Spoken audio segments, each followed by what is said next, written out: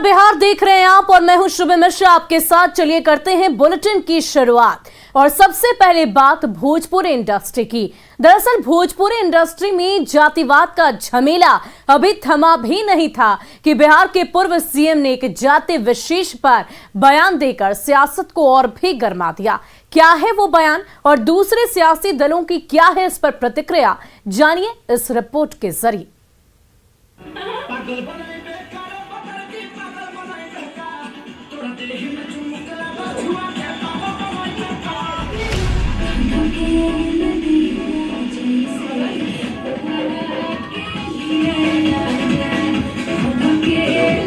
अगर मैं पांडे के साथ वर्क करूंगी तो मुझे यादव के साथ काम नहीं मिलेगा, तो सिंह के साथ काम करूंगी तो फिर यादव नहीं तो पांडे नहीं तो ऐसा, और सिंह के साथ कर लिया तो यादव नहीं करेंगे, ये नहीं करेंगे। मैं बहुत फंसी पड़ी हूँ इसमें। ये है भोजपुरिया सुनहरे पर्दे के पीछे का सच, जिसमें यादव जी, सिंह जी और पांडे जी के चक्रव्यूह में खुद को फंसा हुआ पाती हैं अभिनेत्री काजल राघवानी। लेकिन अब बात सुनहरे पर्दे से निकलकर सियासी गलियारे तक पहुंच चुकी है। सुनिए ब्राह्मणों के खिलाफ बिहार के पूर्व सीएम जीतन राम मांझी का ये गंदा और आपत्तिजनक बयान, जिसे हम आपको पूरा सुना भी नहीं सकते।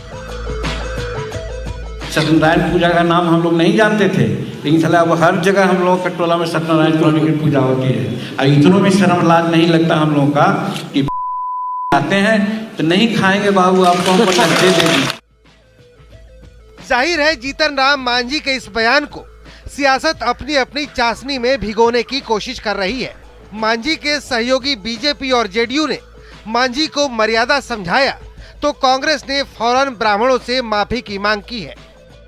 तो सीनियर लीडर हैं मांझी जी, अब उनको हम क्या सलाह दें, लेकिन ध्यान रखना चाहिए इस तरह का बयान उचित नहीं है।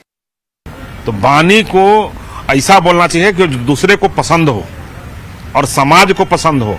आप सार्वजनिक जीवन में हैं तो नाप तौल करके बोलना चाहिए। लेकिन जब से वो बीजेपी आरएसएस के साथ गए हैं तब से गड़बड़ा गए हैं। वहां उनको अपमानित किया जा रहा है तो वो भड़ास निकाल रहे हैं।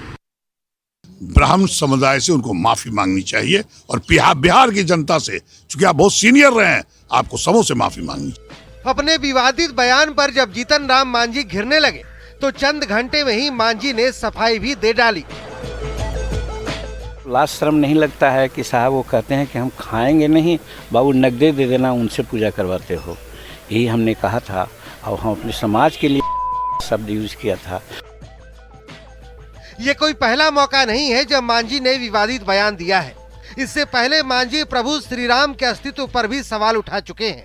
तो सवाल है कि आखिर मांझी कितनी बार मर्यादा तोड़ेंगे। पटना से न्यूज़ 18 के लिए संजय कुमार, आनंद अमृतराज और रजनीश कुमार की रिपोर्ट। जमुई और सासाराम से आई दो तस्वीरों ने बिहार के स्वास्थ्य व्यवस्था की पोल खोलकर रख दी है। जमुई में ऑपरेशन के बाद महिलाओं को बेड नहीं मिला और उन्हें जमीन पर सोना पड़ा। वहीं सासाराम सदर अस्पताल के ट्रॉमा सेंटर में टॉर्च की रोशनी में इलाज हुआ।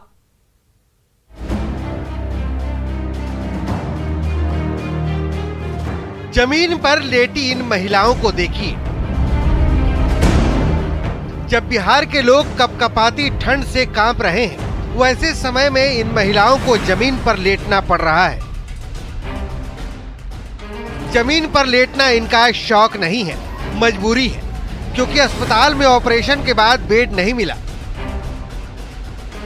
बिहार में स्वास्थ्य व्यवस्था की पोल खोलती ये तस्वीरें जमुई के खैरा पीएचसी की है। यहाँ महिलाओं के बंधियाकरण का ऑपरेशन हुआ था, लेकिन न तो बेड मिला और न ही कंबल। मजबूरी में महिलाओं को जमीन पर सोना पड़ गया। परिजनों ने खुद ठंड से बचने की व्यवस्था की।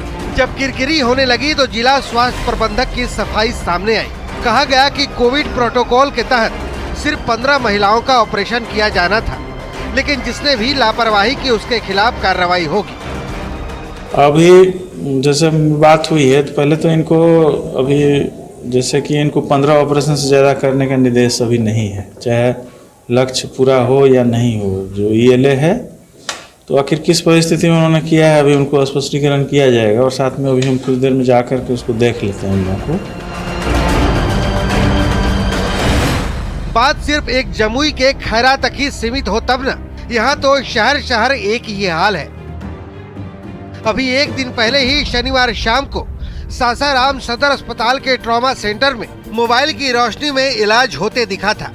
खुद देख लीजिए कैसे मोबाइल की रोशनी में मरीजों का इलाज किया जा रहा है। जब बिजली चली गई और जनरेटर स्टार्ट नहीं हुआ तो ऐसे में मोबाइल की रोशनी में ही मरीज का इलाज शुरू कर दिया गया। मरीज के परिजन मोबाइल की लाइट दिखा रहे हैं और डॉक्टर साहब अंधेरे में ही मरीज की नब्ज को टटोल रहे हैं। सवाल है कि क्या बिहार के स्वास्थ्य व्यवस्था का असली सच यही है? न्यूज 18 के लिए जमुई से केसी कुंदन के साथ ब्यूरो रिपोर्ट, न्यूज 18 नेटवर्क। और सासाराम से स्वास्थ्य व्यवस्था की बदहाली की एक और तस्वीर सामने आई है, जहां मरीज को स्ट्रेचर मुहैया नहीं कराई गई और मजबूरनवश मरीज के परिजन उसे टांग कर ले गए।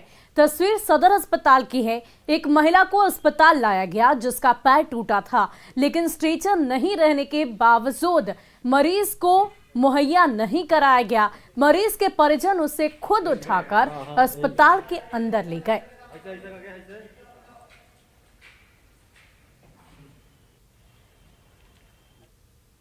व्यवस्था हो रहा है। स्ट्रेचर मिला है आपको? ना, स्ट्रेचर नहीं मिला। मांगे थे स्ट्रेचर आप? हम मांगे थे। अच्छा, क्या बोला गया? बोला कि स्ट्रेचर उठा लीजिए।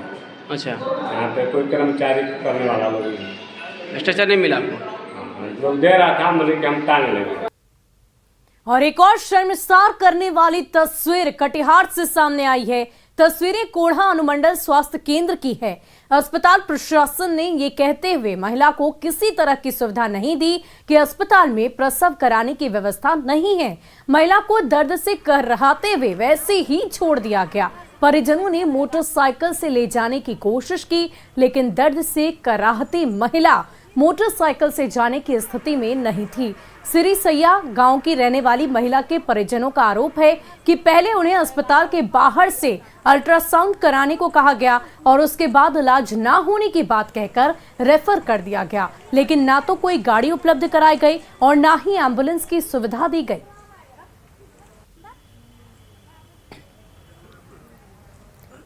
शेखपुरा नगर परिषद क्षेत्र के इंदाई मोहल्ले में स्टैंड के पीछे वाली जमीन पर पिछले 25 साल से 200 महादलित परिवार झुग्गी झोपड़ी बनाकर रह रहे हैं। अब इन परिवारों को जमीन खाली करने का आदेश दिया गया है। इनका कहना है कि इस जाड़ी में आखिर कहां जाएं?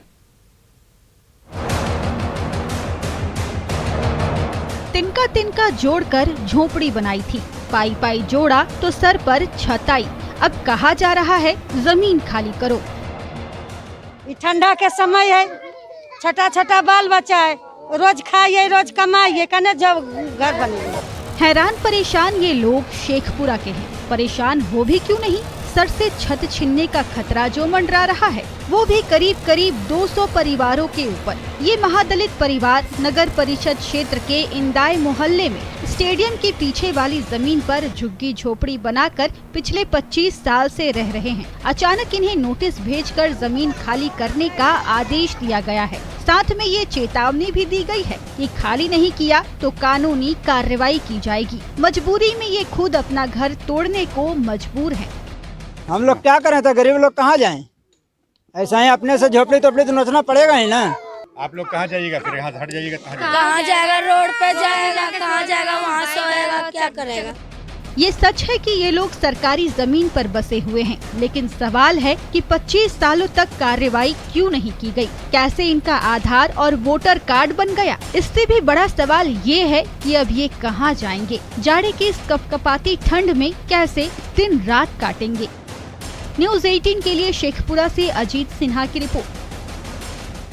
और वहीं बिहार के जल संसाधन मंत्री संजय झा ने कहा कि जेडीयू दिल्ली में एमसीडी का चुनाव लड़ेगी। खास तौर पर उन इलाकों पर नजर रहेगी जहां पूर्वांचल के लोगों की संख्या ज्यादा है। उन्होंने ये भी कहा कि पार्टी कितनी सीटों पर चुनाव लड़ेगी ये अब तक तय नहीं है और चुनाव में पार्टी के बड़े नेता प्रचार के लिए आएंगे।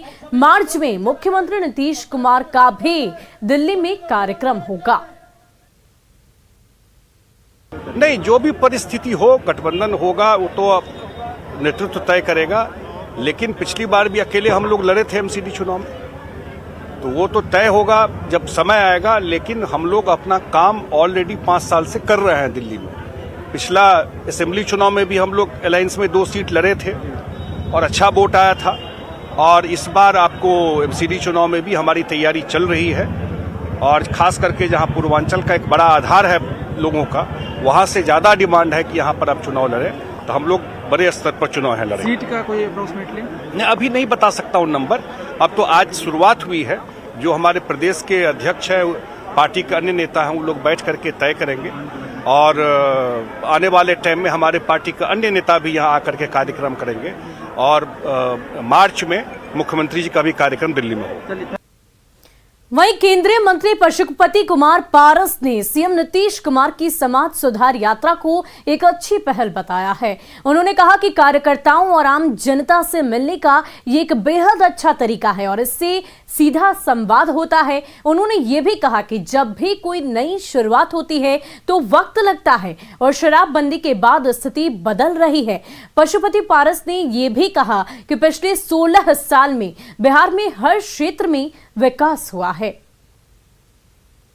ये अच्छी शुरुआत है और शराब पीना या शराब बेचना कोई अच्छी बात नहीं है। खास करके आप देखिएगा, जो हमारा गरीब समाज है, जो मजदूरी करता है, तो प्राय देखा जाता था पहले को मजदूरी करके आता है तो शराब पी करके वो घर में झंझट करता था, मारपीट करता था। तो उससे कम से कम बिहार अभी वंचित हुआ है। और इससे भविष्य में आने वाला जो भविष्य है, उसमें जो नौजवान पीढ़ी है, उसको निश्चित रूप से इसको अधिक से अधिक उसको फायदा मिलेगा।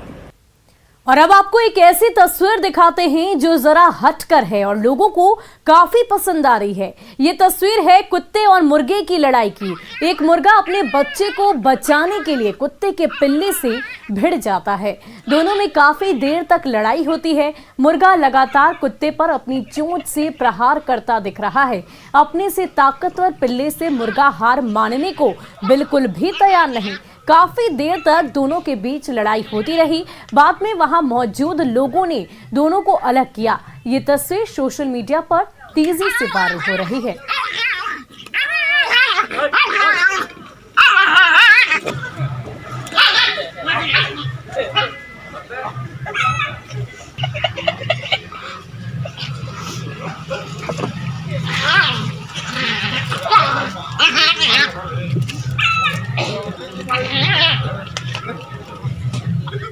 और पटना के खुसरूपुर थाना क्षेत्र के बैकटपुर में ईंट लदा ट्रैक्टर सैलून में जा घुसा, जिसकी वजह से सैलून के बाहर खड़े करीब 10 से 12 की संख्या में लोग घायल हो गए और सैलून पूरी तरह क्षतिग्रस्त हो गया। गंभीर रूप से घायल एक व्यक्ति को पीएमसीएच में भर्ती कराया गया है। बाकी का इलाज खुसरूपुर पीएचसी और स्थानीय निजी नर्सिंग होम में चल रहा है। पुलिस ने नशे में धुत ट्रैक्टर चालक को गिरफ्तार कर लिया है। वहीं आक्रोशित लोगों ने स्टेट हाईवे को घंटों जाम रखा। गाड़ी को देखे आते हुए, उसके बाद कुछ संभलने का मौका भी नहीं मिला था। क्या कर रहे थे वहाँ पे? काम कर रहे थे, कस्टमर को बैठाए हुए थे, हम काम कर रहे थे। दुकान है आपका? हाँ, मेरा ही सैलून हम ही चलाते हैं। जब देखें आगे गाड़ी है, कुछ मतलब संभलने का मौका भी नहीं मिला। डायरेक्ट गाड़ी दुकान में घुस गया और जाते गए। वहीं गोपालगंज में छेड़खानी का विरोध करने पर सिरफिरे युवक ने एक छात्रा पर चाकू से वार कर गंभीर रूप से उसे घायल कर दिया। दिल दहला देने वाली ये वारदात मांझागढ़ थाना क्षेत्र के प्रतापपुर गांव की है। सीसीटीवी में कैद सिरफिरे युवक की सनक साफ दिखाई दे रही है। पढ़ाई के बाद 3 छात्राएं घर लौट रही थी, तभी रास्ते में खड़े 4 युवकों में से एक युवक दौड़कर आता है और छात्रा को पकड़कर चाकू से कई बार वार करता है। सरफरे युवक का साथी उसे पकड़ने की कोशिश भी करता है, लेकिन सनकी युवक मानने को तैयार नहीं दिख रहा। बताया ये जा रहा है कि छेड़खानी की शिकायत स्कूल में करने के बाद युवक ने घटना को अंजाम दिया। घायल छात्रा की हालत फिलहाल नाजुक है और सदर अस्पताल से गोरखपुर रेफर किया गया है। इधर घटना के बाद गांव में तनाव है, जिसे लेकर भारी संख्या में पुलिस बलों की तैनाती कर दी गई है। वहीं मांझागढ़ थाने की पुलिस आरोपियों की गिरफ्तारी के लिए छापेमारी कर रही है।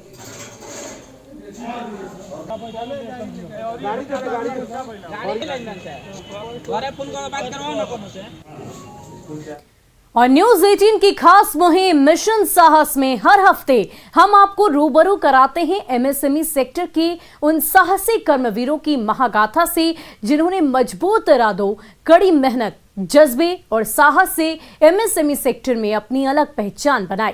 इस कड़ी में आइए देखते हैं जिंदगी के उतार चढ़ाव के बीच कैसे दरभंगा की आशा झा अपने पैरों पर खड़े होने के जज्बे और जुनून के साथ आगे बढ़ी। अपने हुनर से मधुबनी पेंटिंग को किस तरह उन्होंने दुनिया भर में नई पहचान दिलाई और आज एक सफल महिला उद्यमी के तौर पर महिला सशक्तिकरण को बढ़ावा दे रही है आशा झा।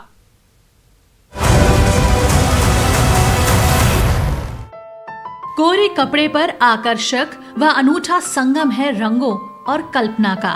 इस इंद्रधनुषी दुनिया को अपने हुनरमंद हाथों से बनाने वाली बेमिसाल कलाकार और उद्यमी हैं आशा झा।